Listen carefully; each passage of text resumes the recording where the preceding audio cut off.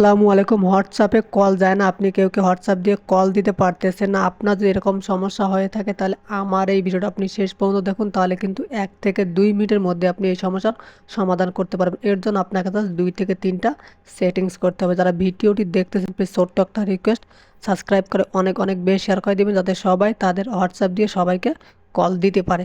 তো এটা ঠিক করার জন্য প্রথমে আপনি আপনার ফোনের যে সেটিংস আছে এখানে চলে আসবেন। দেখেন এটা কিন্তু 100% ঠিক হয়ে যাবে। জাস্ট আপনি ভিডিওটি শেষ পর্যন্ত দেখুন। এখানে দেখেন লেখা আছে অ্যাপস অ্যান্ড ম্যানেজমেন্ট বা অ্যাপস নোটিফিকেশন থাকবে আপনার, এখানে ক্লিক করবেন। ক্লিক করার পর একটু অপেক্ষা করবেন। যারা ভিডিওটি দেখতেছেন প্লিজ শেষ পর্যন্ত দেখবেন। এখানে দেখেন লেখা আছে সি অল 95 অ্যাপস, আপনার কমও থাকতে পারে বেশিও থাকতে পারে, এখানে ক্লিক করবেন।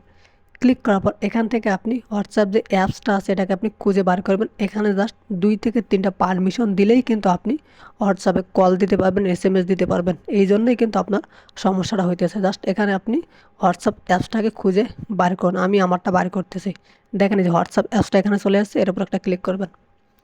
ক্লিক করার পর এখানে থেকে লেখা আছে স্টোরেজ অ্যান্ড কেস, এখানে ক্লিক করবেন। ক্লিক করার পর ক্লিয়ার কেস করে দেবেন। দেন আপনি ব্যাগে চলে আসবেন। এখানে থেকে লেখা আছে পারমিশন, এর উপরে ক্লিক করবেন। ক্লিক করার পর দেখেন আমার কিন্তু সবগুলো পারমিশন দেওয়া আছে।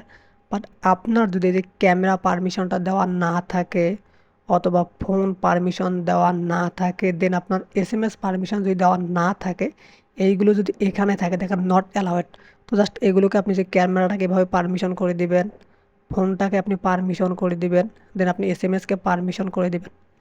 দেন এখন দেখবেন যে আপনি হোয়াটসঅ্যাপ দিয়ে সবাইকে কল দিতে পারতেছেন, আপনাকেও কল দিতে পারতেছে। 100% ইনশাল্লাহ আপনার সমস্যার সমাধান হয়ে গেছে। যদি ভিডিওটি ভালো লেগে থাকে তাহলে প্লিজ সাবস্ক্রাইব করে শেয়ার করে দেবেন। ধন্যবাদ সবাইকে, ভালো থাকবেন।